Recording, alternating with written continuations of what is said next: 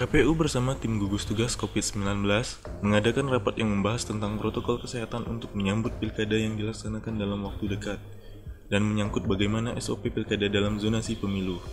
Tampak hadir dalam rapat ini yaitu Ketua KPU, Ketua Bawaslu, Kapolres, dan Ramil, Asisten 1, Kepala Dinkes, Kepala Kesbangpol, Kepala BPPD, Kadis Kominfo, dan tamu undangan lainnya. Dalam zonasi juga akan ada SOP sesuai zona tersendiri dan akan ada perbedaan anggaran pilkada tersendiri agar tidak gegabah dalam menggunakan anggaran nantinya. Pemda Lebong mendukung pilkada di 9 Desember dengan menyiapkan dana untuk mendukung pilkada agar bisa terlaksana. Dinkes Lebong memiliki salah satu peran penting tersendiri di tengah pandemi COVID-19 ini agar SOP pilkada Kabupaten Lebong berjalan dengan baik sesuai dengan zonasi yang sudah diterapkan oleh pusat.